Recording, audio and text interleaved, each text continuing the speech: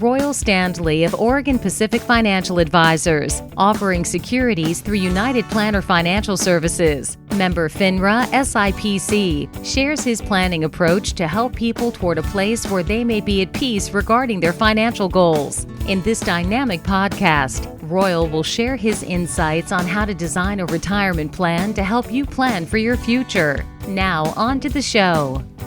Hello and welcome to Life by Design with Royal Standley of Oregon Pacific Financial Advisors. Today is part 2 of a 2-part podcast. Royal started, of course, 2 weeks ago on the first podcast about retirement plans, but it's from a totally different viewpoint. So Royal, why don't you tell the audience again, kind of remind them what we're talking about today. Yeah, absolutely. What we're talking about today and what we kind of started talking about 2 weeks ago was from the business owner, the plan sponsor's perspective. What are the things they need to know when they're evaluating their retirement plan for their business?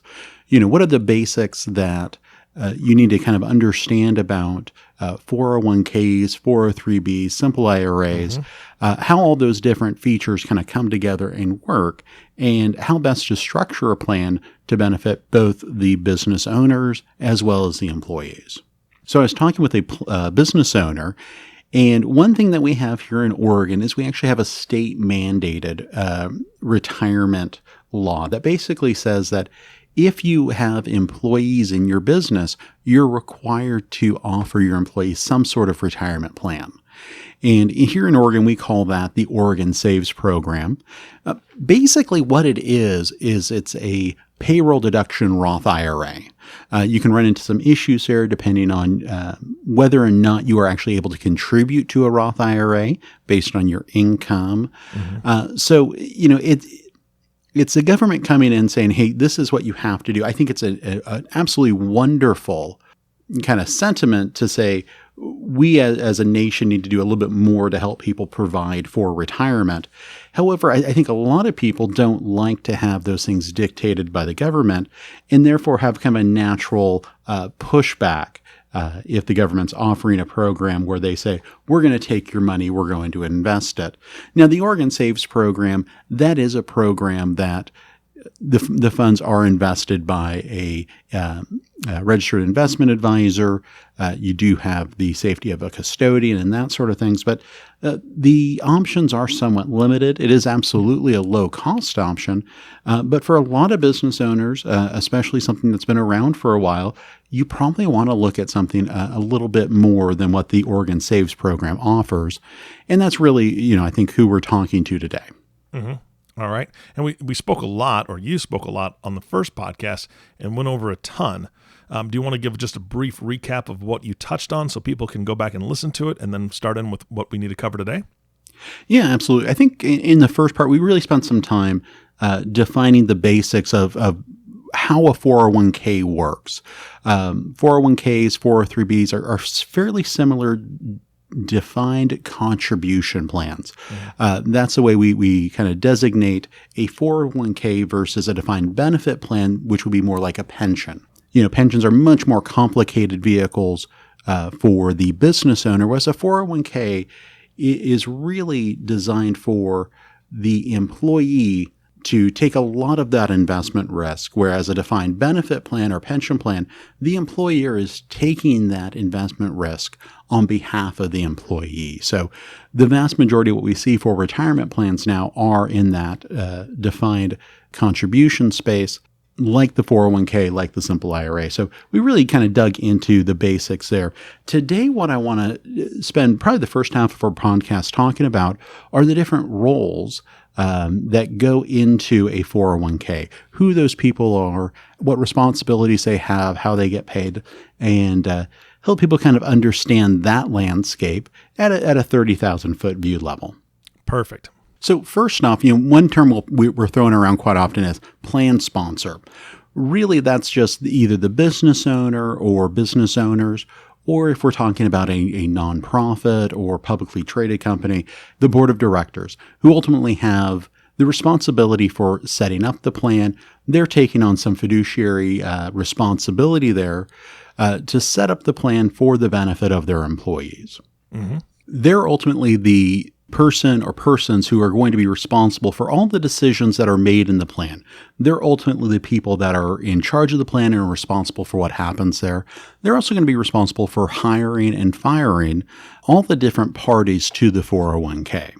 Okay. From there, you're going to have a couple of different pieces here that come into that equation.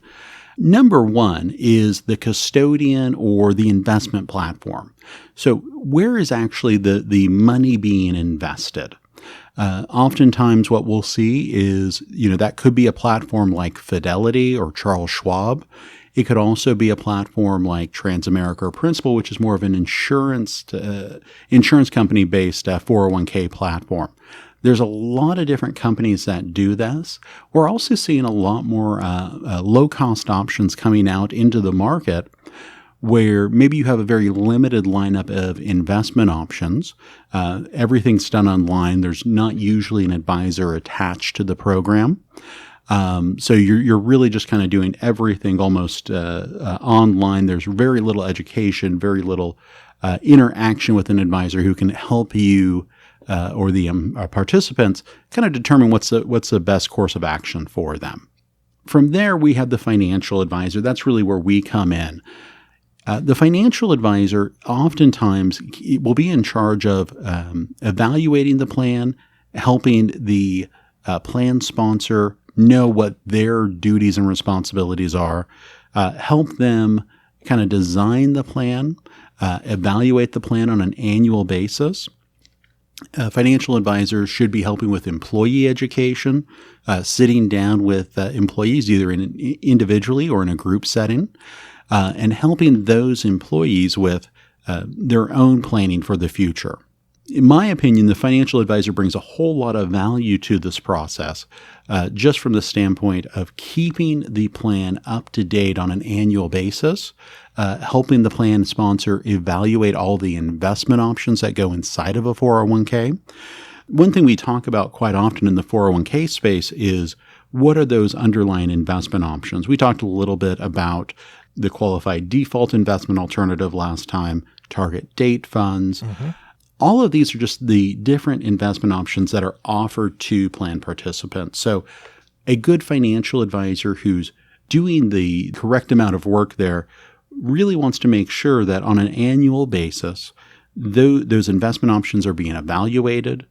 And if there's a change that needs to happen there, that those changes are happening. Oftentimes what we see is a 401k plan hasn't been updated, and they have some very old mutual funds in there that were popular or good performers 5, 10, 15 years ago, but have struggled in recent years. And oftentimes what that leads us to think is maybe there hasn't been a review done on these. Maybe this hasn't been brought to the plan sponsor's attention, that maybe there's some potential liability there, that they're not doing an annual review and going deep enough into the investment options to make sure that they're offering their participants a good quality lineup of funds. Yeah, Royal, I don't... The first option that you mentioned, which is basically a lot of it's done online and there's just no, education for the plan participants, that doesn't sound like a good option to me. And the funny thing is you and I've talked about this before. My first 401k, I think, was when I was 22 or 23 years old in a company, and somebody came in, so that I'm assuming would be the advisor, sat all of us down, all of us guys that worked out in the warehouse area and the truck loading area and all that, and just sat us down and said, here's 3 things to pick from, and really didn't educate us, really didn't tell us what we were looking for. At your age, you should be aggressive. At your age, you should be moderate. At your age, you should be, conservative. That was really all the education there was. So on this scale, you've got advisors like yourself who know it's their due diligence or it's their responsibility to really educate people and bring topics up that people need to consider.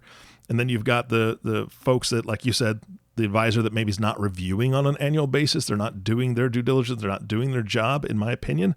And then now, I mean, they didn't have online back then when I was younger, but now this online thing, that brings up a whole lot of issues or questions that I would have as far as what is their responsibility if they're going to introduce a plan. How do I even know or take those first steps to be able to invest wisely or set my 401k up wisely?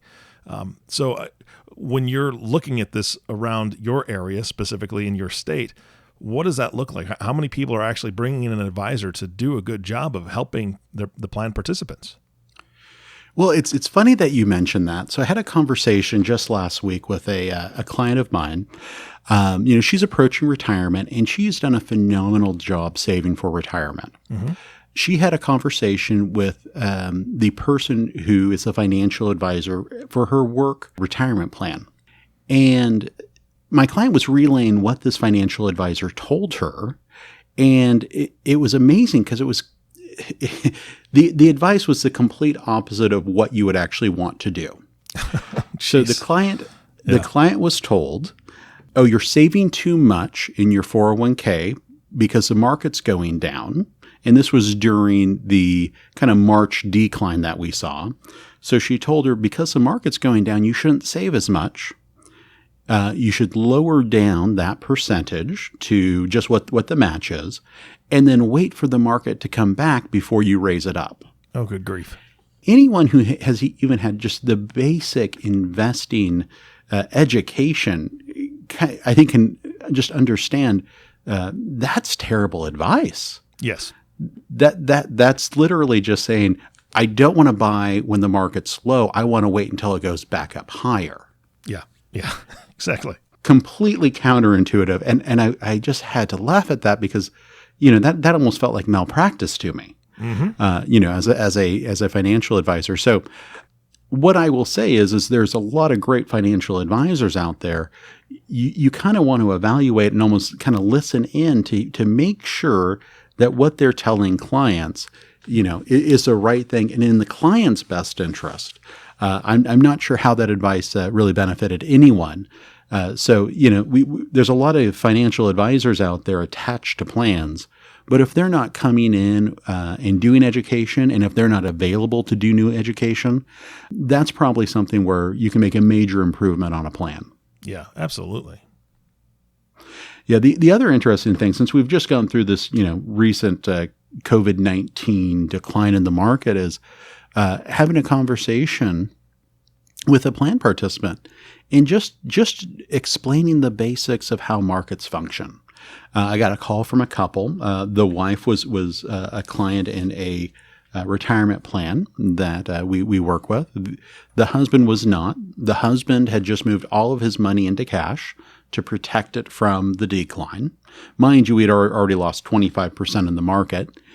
And I just kind of walked both of them through, hey, this is what we're seeing. This is how markets react. You're still ways off from retirement. The way I would look at this is as a long-term investor. And, the big question is when you sell out of an investment, when do you get back into the market? And oftentimes human beings are absolutely terrible at determining when they should jump back into the market. Mm-hmm. And after getting done with it, the wife who's our client just said, yeah, I'm going to leave things just the way they are. Just having that person to bounce those ideas off with is extremely valuable. And I don't think you really can have that relationship with a website or with a call center somewhere where you're getting a new person every time you call in. Exactly. There's no relationship there, and there's no you invest into your clients, Royal. I mean, that's any good financial advisor invests time, energy, emotion into their clients because they're human beings and you're relational. You just don't get that anywhere else. Absolutely. Absolutely. With the financial advisor, we talked a little bit about the custodian or the investment platform that holds the money. There's two other parties, and sometimes we'll see these bundled together with the investment platform or the custodian. Sometimes they'll be separate as well. The first is the third-party administrator. The third-party administrator is a third party from the plan sponsor who does all the testing for the 401k plan, usually prepares and sometimes files the tax form, the Form 5500, and their duty is to the plan and the plan participants to keep the plan compliant. 401k plans do require a lot of testing. We talked a little bit about safe harbors that you can build into your plan design to reduce some of that, but there's always some ongoing annual testing that needs to be done there in the 401k. So that's always an added cost that's built into a plan somewhere. It might be a third party that you hire to handle all of that, or it could be part of the custodian. The other is the record keeper. This can be a third party, but for a lot of the investment platforms that we see, the record keeper, which is basically the person who keeps track of all the transactions in a 401ks and then reports that to the plan sponsor and participants, usually we're seeing that more often bundled with the custodian there to basically keep track of and make sure that all the dollars are getting to where they're supposed to be. Mm-hmm. All right. So oftentimes, we as financial advisors are the people that are bringing a lot of these parties to the table to help the plan sponsor decide how best they want to run their plan.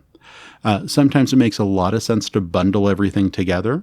Other times you just want a little bit more expertise, or you're looking for a little different level of service, or trying to do something more particular that doesn't work in such a bundled strategy. So that's where we bring in that third party administrator and record keeper.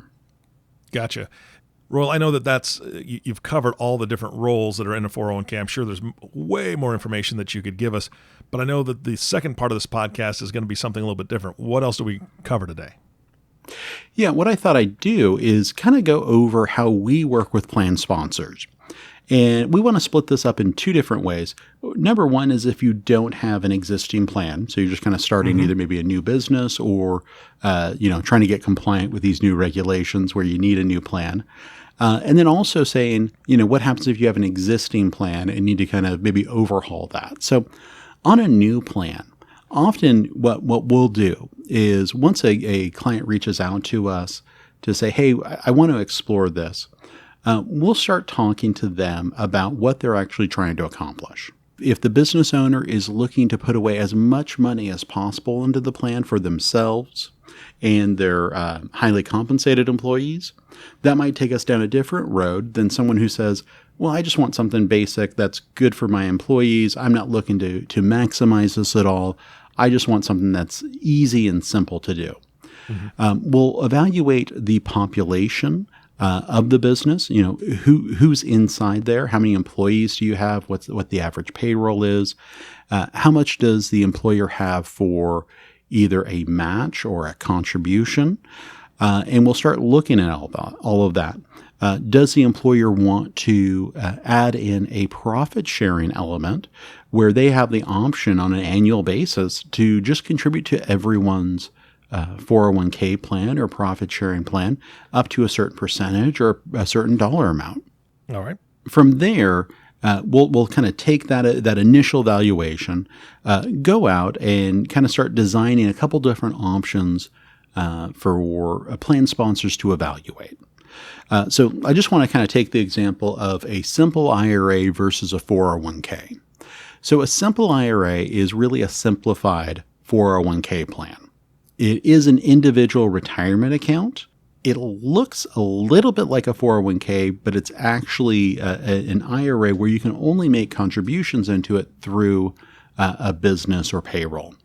It does require a match or a contribution, but it has much lower deferral limits than a 401k does. So if an employer is saying, hey, I just want to get something in there, I have less than 100 employees, and I just want to keep it nice and simple, a simple IRA could be the way to go.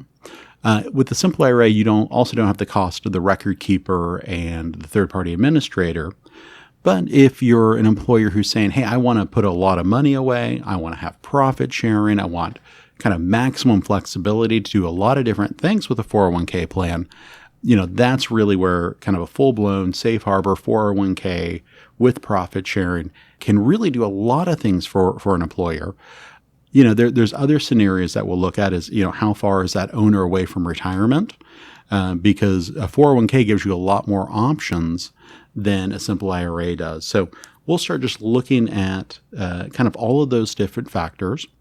We're going to kind of take all that information. We're going to come up with a few different plans and plan designs to review with the employee. And then we'll help bring in that third-party administrator, that custodian, help them get through all the investment options, and really help design, set up, and then sit down with their employees and enroll them in the plan, get them set up, and get them moving with additional education, someone to call when they have a question. And then from there, we're doing the annual maintenance on the plan that you're required to do to keep up with your fiduciary duty as a 401k plan sponsor, just to make sure that the 401k plan is meeting the needs both of the participant, but also of the plan sponsor. Gotcha. Now, when it comes to, and I don't want to get too deep into the weeds, and maybe this is an entirely different podcast, Royal, but how does a business owner know which one is going to be best for them if they don't know all the positives? Because you said a 401k, that's pretty complex, but there's a lot more options for the business owner or the sponsor to get benefits from that. I would have no idea what benefits would come from a more complicated one. How does a business owner start that research, or is that something where you just meet with them and say, what are you looking to do? What are you looking to accomplish? Let me show you the benefits of doing it this way versus this way. That's really where working with a financial advisor can save a plan sponsor a lot of time and heartache and blood, sweat, and tears here. Because if we get the plan design right initially, then we can just do tweaks along the way. So the plan sponsor doesn't have to know all these different pieces. That's where they can hire a good, well-informed, competent financial advisor who has been through this, who does this on a regular basis to help guide them through all this, help avoid the pitfalls, help avoid some of those issues that pop up, and give them the kind of best designed 401k plan that we can for them. Yeah, absolutely. Well, it sounds like somebody needs to be calling you. Yeah, definitely. I'm sure it's a pretty complex subject. So, all right, where do we go from here? Yeah, from here, if somebody has an existing plan, it'll depend on what platform they're on, what they've done in the past, how the plan is designed. Sometimes it's as simple as sitting down with a financial advisor who knows what they're doing, and they can make changes on the existing platform to meet that plan sponsor's needs. I've seen a lot of plans where an advisor set up a plan 20 years ago, never went back, may not even be in the business anymore. And all we need to do is sit down, kind of shine things up, make some tweaks, do that investment review, and then get it back up and running. Other times it might be the best thing to do to actually move it to a new platform, maybe bundle the plan or unbundle the plan, bring in a new TPA, bring in a whole new set of custodians to look everything, to look over everything in the plan. And then also analyze how much is being paid in fees. There was a whole lot of laws passed over the last 10 years to make a 401k more transparent and disclose fees and all that good stuff. It still takes a while, I think, for a lot of people to understand where all the fees are going inside of a 401k plan. So once again, where a investment advisor or financial advisor can come in and kind of help kind of machete their way through that jungle of paperwork, disclosures, all that nonsense. Yeah, that's a great way to put it. I like that. The other thing is we're going to bring in a whole new education program to clients. We're doing a lot of things online now, providing webinars for plan participants that they can either watch after hours or on the weekend to really just give them that basic financial education that most people just never got either from their parents or from school. That's good points. All right, Royal, I know we're running low on time for this part 2. Do you have any final thoughts for today? I think the big takeaway that I'd like plan sponsors or business owners to walk away with is, it's probably time to take a look under the hood of what you're doing to prepare for retirement, not just individually, but also for your employees. Helping them make those decisions is exactly what we do. We can help you evaluate what's worked in the past, what might need to be tweaked. We can probably save you some money as well by doing a comprehensive fee review. So give us a call. Our number, 541-772-1116. Happy to help, happy to consult, and work with you to make sure that you're getting the most out of your retirement plan. Absolutely. You said it great, Royal. Thank you so much. My pleasure. All right, and thank you all for listening to the Life by Design podcast with Royal Standley. If you have not subscribed to the podcast yet, please click the subscribe now button below. This way, when Royal comes out with a new podcast, it'll show up directly on your listening device. This makes it much easier to share these podcasts with your friends, family, and maybe your coworkers. Again, thank you so much for listening today. For everyone at Oregon Pacific Financial Advisors, this is Eric Johnson reminding you to live your best day every day. And we'll see you next time. Thank you for listening to the Life by Design podcast. Click the subscribe button below to be notified when new episodes become available. The views expressed are those of the presenter and may not reflect the views of United Planner Financial Services. Material discussed is meant to provide general information and is not to be construed as specific investment, tax, or legal advice. Individual needs vary and require consideration of your unique objectives and financial situation.